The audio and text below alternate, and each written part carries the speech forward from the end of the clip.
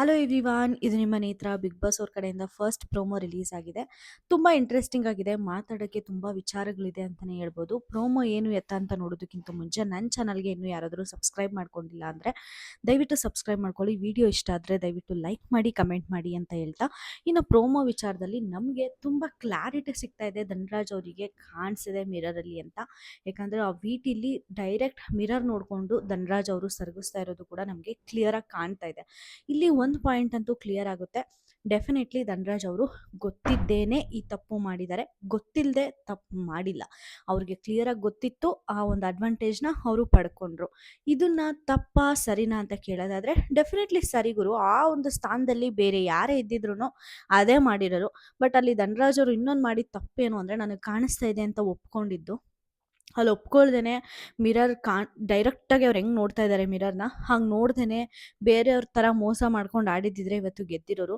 ಡೈರೆಕ್ಟಾಗೆ ನೋಡ್ಕೊಂಡು ಆಡಿದ್ರು, ಕಾಣಿಸ್ದಾಗ ಕಾಣಿಸ್ತು ಅಂತ ಅಂದರು, ನನ್ನ ಗ್ರೇ ಏರಿಯಾ ಅಂತ ಅಂದರು.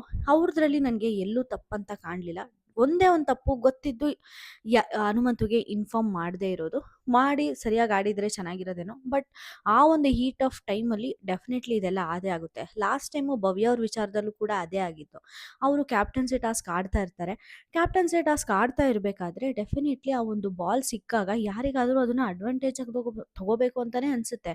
ಯಾಕಂದರೆ 1 ವೀಕ್ ಇಮ್ಯುನಿಟಿ ಗುರು ಯಾರು ಕೊಡ್ತಾರೆ? ಯಾವುದೊಂದು ಲಕ್ ಇಲ್ದಂಗೆ ಆಚೆ ಹೋದರೆ ಏನು ಮಾಡೋಕ್ಕಾಗುತ್ತೆ?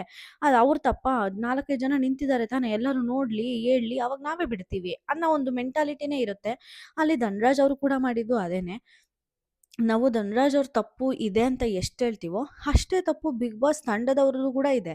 ಯಾಕಂದರೆ ಅವ್ರಿಗೆ ಅಷ್ಟು ಕನ್ಸರ್ನ್ ಇದ್ದರೆ, ಇದು ಒಂದು ಮೇನ್ ಟಾಸ್ಕ್ ಅಂತ ಅವ್ರಿಗೆ ಅನಿಸಿದ್ರೆ ಕಣ್ಣಿಗೆ ಬಟ್ಟೆ ಕಟ್ಟಾಡಿಸ್ಬೇಕಾಗಿತ್ತು. ಇಲ್ಲಾಂದರೆ ಆ ಮಿರರ್ನ ಕವರ್ ಮಾಡಬೇಕಾಗಿತ್ತು. ಏನರಲ್ಲಾದ್ರೂ ಟಾಸ್ಕ್ ಡಿಸೈನ್ ಮಾಡ್ತಿರ್ಬೇಕಾದ್ರೆ ಅವ್ರು ಐಡೆಂಟಿಫೈ ಮಾಡ್ಕೊಳ್ಳಿಲ್ಲ ಅಂದರೆ ಕಂಟೆಸ್ಟೆಂಟ್ಸ್ ಐಡೆಂಟಿಫೈ ಮಾಡಿರೋದ್ರಲ್ಲಿ ತಪ್ಪೇನಿದೆ?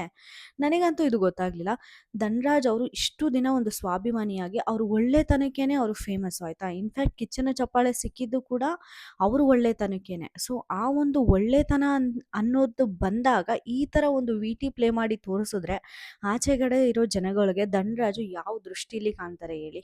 ತುಂಬ ಅಂದರೆ ತುಂಬ ಮೋಸ ಆಗುತ್ತೆ. ಇದೇನು ಗೌತಮಿ ಅವ್ರನ್ನ ಸೇವ್ ಮಾಡೋಕ್ಕೆ ಟ್ರಿಕ್ಕಾ ಮಿಡ್ ವೀಕ್ ಎಲಿಮಿನೇಷನಿಂದ ಗೊತ್ತಾಗಲಿಲ್ಲ. ಬಟ್ ಅಂತೂ ಇಂತೂ ಡಬಲ್ ಎಲಿಮಿನೇಷನ್ ನಡೆಯೋದಂತೂ ಕನ್ಫರ್ಮು. ಮಿಡ್ ವೀಕ್ ಎಲಿಮಿನೇಷನ್ ನಡೆಯೋದು ಕೂಡ ಖಚಿತ. ಯಾರಾದರೂ ಒಬ್ಬರು ಬಂದೇ ಬರ್ತಾರೆ. ಬಟ್ ಧನರಾಜ್ ಅವ್ರನ್ನೇ ಆಚೆ ಕಳಿಸ್ಬಿಡ್ತಾರಾ ಮೋಸ ಮಾಡಿದ್ರು ಅಂತ? ಇಲ್ಲ ಅಂದರೆ ಇನ್ನೊಂದು ಸಲ ರೀಗೇ ಮಾಡಿಸಿ ಯಾರು ಗೆಲ್ತಾರೋ ಅವ್ರನ್ನ ಒಂದು ಮಿಡ್ ವೀಕ್ ಎಲಿಮಿನೇಷನಿಂದ ಸೇವ್ ಮಾಡಿ ಕಳಿಸ್ತಾರಾ? ಇಲ್ಲಾಂದರೆ ಜಸ್ಟು ನಮ್ಮ ಧನರಾಜ್ ಅವರು ತಪ್ಪನ್ನು ಒಪ್ಕೊಂಡು ಬಿಗ್ ಬಾಸ್ ಅಲ್ಲೇ ಕೇಳ್ಕೊಳ್ತಾರೆ, ಬಿಗ್ ಬಾಸ್ ಇದು ನನ್ನ ಗೆಲುವು ಅನ್ನಿಸ್ತಾ ಇಲ್ಲ, ದಯವಿಟ್ಟು ವೋಟಿಂಗ್ ರಿಸಲ್ಟ್ಸ್ನ ಕನ್ಸಿಡರ್ ಮಾಡಿ ಯಾರಿಗೆ ಕಡಿಮೆ ವೋಟ್ಸ್ ಬಂದಿರುತ್ತೋ ಅದ್ರ ಪ್ರಕಾರನೇ ಆಚೆ ಕಳಿಸಿ ಅಂತಾರೆ. ಸೊ ಜಸ್ಟ್ ವೋಟಿಂಗ್ ರಿಸಲ್ಟ್ಸ್ನ ಕನ್ಸಿಡರ್ ಮಾಡಿ ಆಚೆ ಕಳಿಸ್ತಾರ, ನಾವು ನೋಡಬೇಕಾಗುತ್ತೆ. ಮತ್ತು ಇನ್ನೊಂದೇನು ಅಂದರೆ ರೀಗೆ ಮಾಡಿಸಿದ್ರು ಅಂತ ಇಟ್ಕೊಳ್ಳಿ, ಆಗ ಯಾರಾದರೂ ಗೆಲ್ಬೋದು. ಮತ್ತು ತ್ರಿವಿಕ್ರಮು ಭವ್ಯ ಅವರೆಲ್ಲ ಕುತ್ಕೊಂಡು ನೆನೆ ಮಾತಾಡ್ತಾ ಇದ್ರಲ್ಲ, ಅರೆ ಇದೇ ಲಾಸ್ಟ್ ಚಾನ್ಸ್ ಅನ್ಸುತ್ತೆ, ಇನ್ನು ಟಾಸ್ಕ್ ಆಡೋಕ್ಕೆ ಸಿಗಲ್ವೇನೋ ನಮಗೆ ಅಂತ. ಆ ಒಂದು ಮಾತನ್ನ ನಾವು ಆಲಿಸಿದ್ರೆ ಮೋಸ್ಟ್ಲಿ ರೀಗೇಮ್ ಮಾಡಿಸೋ ಚಾನ್ಸಸ್ಸು ಕೂಡ ಸಿಕ್ಕಾಪಟ್ಟೆ ಇರುತ್ತೆ. ಹಂಗೆ ಆಡಿಸಿದ್ರೆ ಇಲ್ಲಿ ತ್ರಿವಿಕ್ರಮ್ ಏನಾದರೂ ಪ್ರೂವ್ ಮಾಡ್ಕೊಳ್ಳಿಲ್ಲ ಅಂದರೆ ಡೆಫಿನೆಟ್ಲಿ ಒಂದು ಸ್ವಲ್ಪ ಜನ ಆಚೆ, ಎಕ್ಸ್ಪೆಷಲಿ ಅವರ ಏಟರ್ಸು ಖಂಡಿತ ಮಾತಾಡ್ತಾರೆ. ಏನು ಗುರು ಕುತ್ಕೊಂಡು ದಬಾಗ್ತಾ ಇದ್ದ, ಏನು ಮಾಡ್ದೆ ಇವಾಗ, ರೀಮ್ಯಾಚ್ ಕೊಟ್ರಲ್ಲ ಅಂತ ಇಷ್ಟು ಮಾತುಗಳಂತೂ ಬರುತ್ತೆ. ತ್ರಿವಿಕ್ರಮು ಈಗ ಏನಾದರೂ ರೀಮ್ಯಾಚ್ ಕೊಟ್ಟರೆ ಪ್ರೂವ್ ಮಾಡ್ಕೊಳ್ಬೇಕಾಗಿರೋ ಅವಶ್ಯಕತೆ ಸಿಕ್ಕಾಪಟ್ಟೆ ಇದೆ. ಪ್ರೂವ್ ಮಾಡ್ಕೊಳ್ಳೇಬೇಕು. ಸೆಕೆಂಡ್ ಪ್ಲೇಸು ಕೂಡ ಬರೋಂಗಿಲ್ಲ. ಯಾಕಂದರೆ ಅವರ ಸ್ಕೋರ್ ಸಿಕ್ಕಾಪಟ್ಟೆ ಕಡಿಮೆ ಇದೆ. ಹಾಫ್ ಸ್ಕೋರ್ ಆಪೋಸಿಟ್ ತಂಡದಿಂದ ತೊಗೋಬೇಕು. ಮತ್ತು ಅವ್ರಿಗೆ 100 ಪಾಯಿಂಟ್ಸು ಮತ್ತು ಇವಾಗ ಅವ್ರ ಹತ್ರ ಇರೋ ಪಾಯಿಂಟ್ಸು ಎಲ್ಲ ಆ್ಯಡ್ ಮಾಡಿದರೆ 240 ಆಗುತ್ತೆ ಅಷ್ಟೇ. ಭವ್ಯರ್ಗಿಂತೂ 10 ಪಾಯಿಂಟ್ ಜಾಸ್ತಿ ಆಗ್ತಾರೆ ಅಷ್ಟೇ.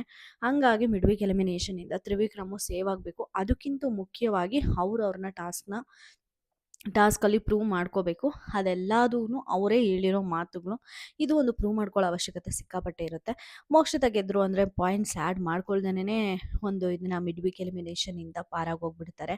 ಇನ್ನು ಮಂಜಣ್ಣ ಗುರು, ಸೀರಿಯಸ್ಲಿ ಮಂಜಣ್ಣ ಗ್ರೇ ಏರಿಯಾ ಎಷ್ಟು ಚೆನ್ನಾಗಿ ಇನ್ನೊಂದು ಸಲ ವರ್ಕ್ ಆಯಿತು ಅಂದರೆ ಕ್ರೇಜಿ ಅಂತ ಅನ್ನಿಸ್ತು. ಅಲ್ಲಿ ಕರೆಕ್ಟಾಗಿ ಆ ಗೇಮ್ನ ಆಡ್ತಿರ್ಬೇಕಾದ್ರೆ ನೋಡಿದ್ದೇನೆ ಮಂಜಣ್ಣನೇ ಅದನ್ನು ಐಡೆಂಟಿಫೈ ಮಾಡಿದ್ದು ಮಂಜಣ್ಣನೇ ಧನರಾಜ್ ಅವ್ರ ಹತ್ರ ಡಿಸ್ಕಸ್ ಮಾಡಿದ್ದು.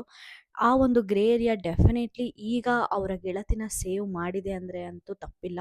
ಯಾಕಂದರೆ ಅವತ್ತು ಮಂಜಣ್ಣ ಆ ಪಾಯಿಂಟ್ಸ್ನ ತೆಗಿಲಿಲ್ಲ ಅಂದಿದ್ರೆ ಧನರಾಜ್ ಅವರು ಬಂದ್ಬಿಟ್ಟು ಅದು ನನ್ನ ಗ್ರೇ ಏರಿಯಾ ಅಂತ ಹೇಳ್ತಾ ಇರಲಿಲ್ಲ. ಆ ಒಂದು ಡಿಸ್ಕಷನ್ನೇ ಆಗ್ತಾ ಇರಲಿಲ್ಲ. ಇವತ್ತು ಈ ಪಂಚಾಯಿತಿ ಅನ್ನೋದು ಇರ್ತಾನೆ ಇಲ್ಲ. ಡೈರೆಕ್ಟಾಗಿ ಗೌತಮಿಯವರು ಮಿಡ್ ವೀಕ್ ಎಲಿಮಿನೇಷನಲ್ಲಿ ಎಲಿಮಿನೇಟ್ ಆಗಿಬಿಟ್ಟು ಹೊರಟೋಗ್ಬಿರೋರು. ಬಟ್ ಈಗ ಮಂಜಣ್ಣನ ಗ್ರೇ ಏರಿಯಾ ಡೆಫಿನೆಟ್ಲಿ ಒಂದು ಗೆಳತಿಗೆ ಸೇವಿಯರೇ ಆಯಿತು. ಒಂದು ಅದೃಷ್ಟ ಅಂತಲೇ ಹೇಳ್ಬೋದು. ಗೌತಮಿ ನಿಜವಾಗ್ಲೂ ಏನಾದರೂ ಆಗಲಿ ಗಟ್ಟಿಯಾಗಿ ಅಂದ್ಕೊಳ್ತಾರೆ ಗುರು. ಹನುಮಂತು ಇದನ್ನು ಗೆಲ್ಲಬೇಕು ಅಂತ ಅಂದ್ಕೊಂಡ್ರು, ಗೆದ್ದರು. ಹಂಗಂತ ಹನುಮಂತುದು ಏನು ಎಫರ್ಟ್ ಇಲ್ಲ ಅಂತ ಹೇಳ್ತಾ ಇಲ್ಲ. ಬಟ್ ನಾನು ಅವ್ರು ಪ್ರಾರ್ಥನೆ ಮಾಡಬೇಕಾದ್ರೆ ಅವ್ರು ಏನು ಬೇಡ್ಕೋತಾರೆ ಅದೆಲ್ಲ ಆಗುತ್ತೆ. ಮಂಜಣ್ಣ ಕ್ಯಾಪ್ಟನ್ ಆಗಬೇಕಾದ್ರೆ ಕೂಡ ಅಷ್ಟೇ, ಅವ್ರ ಮನಸಾರ ಏನು ಬೇಡ್ಕೊತಾರೋ ಅದು ಎಲ್ಲ ಆಗ್ತಾಯಿದೆ. ಇನ್ನು ಅವ್ರಿಗೆ ಅವರೇ ಬೇಡ್ಕೊಂಡ್ರೆ ಆಗಲ್ವಾ ಹೇಳಿ. ಅವರು ಅಂದರೆ ಲಾಸ್ಟಲ್ಲಿ ಡಬಲ್ ಎಲಿಮಿನೇಷನ್ ಬಂದಾಗ ಗೌತಮಿಯವರು ಆಚೆ ಬರ್ಬೋದು ಆಯಿತಾ. ಗೌತಮಿಯವರು ಆಚೆ ಬರಲ್ಲ, ಫಿನಾಲೆಗೆ ಹೋಗ್ತಾರೆ ಅಂತ ನಾನು ಹೇಳ್ತಾ ಇಲ್ಲ. ಬಟ್ ಬಂದರೂ ಕೂಡ ಆ ಒಂದು ಗೆಸ್ಚರ್ ಹೆಂಗಿರುತ್ತೆ ಹೇಳಿ. ಸುದೀಪ್ ಸರ್ನ ಮೀಟ್ ಮಾಡ್ತಾರೆ, ವಿ ಟಿ ನೋಡ್ತಾರೆ, ಪ್ರತಿಯೊಂದು ಆಗುತ್ತೆ. ಆ ಒಂದು ಏನಿರುತ್ತೆ ಎಲಿಮಿನೇಷನು ಅದನ್ನು ಒಂದು ಸ್ವಲ್ಪ ತಡ್ಕೋಬೋದು.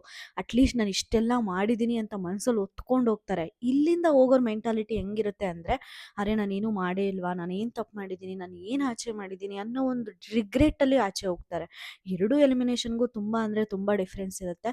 ಅಟ್ಲೀಸ್ಟ್ ಗೌತಮಿಯವರು ಸುದೀಪ್ ಸರ್ನ ಮೀಟ್ ಮಾಡಿ ವಿ ಟಿ ನೋಡಿ ಹೋಗ್ತಾರೆ ಅನ್ನೋ ಖುಷಿ ನನಗೆ ಸೀರಿಯಸ್ಲಿ ಇದೆ. ಯಾಕಂದರೆ ಡೆಫಿನೆಟ್ಲಿ ಅವರು ಅಷ್ಟು ಗೇಮ್ ಆಡಿರೋದಕ್ಕೇ ಇಷ್ಟು ವಾರ ಬಂದಿದ್ದಾರೆ. ಸುಮ್ಮನೆ ಯಾರು ಇಷ್ಟು ದೂರ ಬರೋಕ್ಕೆ ಆಗ್ತಾ ಇರಲಿಲ್ಲ. I am really very happy for Gautami. ಆದರೆ ಧನರಾಜ್ನ ಇದರಲ್ಲಿ ಬಲಿಪುಷು ಮಾಡಿದ್ರೆ ಮಾತ್ರ ಸಿಕ್ಕಾಪಟ್ಟೆ ಬೇಜಾರಾಗುತ್ತೆ. ಯಾಕಂದರೆ ಅಷ್ಟು ಟಾಸ್ಕ್ನ ಆಡಿದ್ದಾರೆ. ಮೋಸ್ಟ್ಲಿ ಅಲ್ಲಿ ಕಾಣಿಸ್ಲಿಲ್ಲ ಅಂದಿದ್ರು ಗೆದ್ದಿರೋರೇನೋ, ನಾವು ಹೇಳೋಕ್ಕಾಗಲ್ಲ. ಸೊ ರೀಮ್ಯಾಚ್ ಇಟ್ಟರೆ ಎಲ್ಲದಕ್ಕೂ ಒಂದು ಉತ್ತರ ಸಿಗುತ್ತೆ ಅಂತ ನನಗನ್ಸುತ್ತೆ. ಜಸ್ಟ್ ವೋಟಿಂಗ್ ರಿಸಲ್ಟ್ಸ್ನ ಕನ್ಸಿಡರ್ ಮಾಡೋದು ಬಿಟ್ಟು, ಯಾಕಂದರೆ ತ್ರಿವಿಕ್ರಮ್ಗೆ ಒಂದು ಚಾನ್ಸ್ ಸಿಗುತ್ತೆ ಅವ್ರನ್ನ ಪ್ರೂವ್ ಮಾಡ್ಕೊಳ್ಳೋಕ್ಕೆ. ಧನರಾಜ್ ಅವ್ರಿಗೆ ಒಂದು ಚಾನ್ಸ್ ಸಿಗುತ್ತೆ. ಅವ್ರು ತಪ್ಪು ಮಾಡಿದ ಅದನ್ನು ಕಾಣಿಸ್ಲಿಲ್ಲ ಅಂದಿದ್ರು ಕೂಡ ನನಗೆ ಗೆಲ್ತಿದ್ದೆ ಅಂತ ಹೇಳ್ಕೊಳ್ಳೋಕ್ಕೆ ಧನರಾಜ್ ಅವ್ರಿಗೆ ಒಂದು ಚಾನ್ಸ್ ಸಿಗುತ್ತೆ. ತುಂಬ ಒಳ್ಳೆಯದಾಗುತ್ತೆ. ಮತ್ತು ಇನ್ನೊಂದು ಏನು ವಿಚಾರ ಅಂದರೆ, ಬಿಗ್ ಬಾಸ್ ಅವರು ಇಷ್ಟನ್ನೆಲ್ಲ ಕ್ರಿಯೇಟ್ ಮಾಡೋದ್ರ ಬದಲು ಯಾವಾಗ ತ್ರಿವಿಕ್ರಮ್ ಅದನ್ನು ಎತ್ಬಿಟ್ಟು ತ್ರಿವಿಕ್ರಮ್ ಗೇಮ್ನ ಬಂದ್ ಮಾಡಿದ್ರು, ಅದೇ ಥರನೇ ಧನರಾಜ್ ಅವ್ರ ಗೇಮ್ನು ಕೂಡ ಅಲ್ಲೇ ಬಂದ್ ಮಾಡಿ ಈ ಥರ ಧನರಾಜ್ ಅವರಿಗೆ ಮಿರರಲ್ಲಿ ಕಾಣಿಸ್ತಾ ಇದೆ ಅಂತೇಳಿ ಒಂದು ಅನೌನ್ಸ್ಮೆಂಟ್ ಕೊಟ್ಟು ಕಣ್ಣಿಗೆ ಬಟ್ಟೆ ಕಟ್ಟಿ ಆ ಟಾಸ್ಕ್ನ ಆಡಿಸ್ಬಿಟ್ಟಿದ್ರೆ ಇಲ್ಲಿಗೆ ಮುಗ್ದೋಗ್ಬಿಟ್ಟಿರೋದು. ಬಟ್ ಅಲ್ಲಿ ಬಿ ಅವರು ಕಾಲ್ ತಗೊಳ್ದೆ ಈಗ ಧನರಾಜ್ಗೆ ಒಂದು ಮಸಿ ಬೆಳೀತಾ ಇರೋದು ನನಗಂತೂ ಒಂದು ಚೂರು ಇಷ್ಟ ಆಗ್ತಾ ಇಲ್ಲ. ಇದನ್ನು ಬೇರೆ ಥರನೇ ಹ್ಯಾಂಡಲ್ ಮಾಡ್ಬೋದಾಗಿತ್ತು ಅವರು.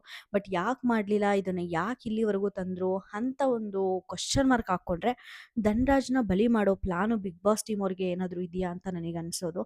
ಬಟ್ ಹೋಪ್ಫುಲಿ ಅದು ಆಗದೇ ಇರಲಿ. ಬಿಕಾಸ್ ಅವ್ರು ತುಂಬ ಒಳ್ಳೆಯವರು, ತುಂಬ ಜೆನ್ಯೂನ್ ವ್ಯಕ್ತಿ. ಇಲ್ಲಿವರೆಗೂ ತುಂಬ ಚೆನ್ನಾಗಿ ಆಡ್ಕೊಂಡು ಬಂದಿದ್ದಾರೆ.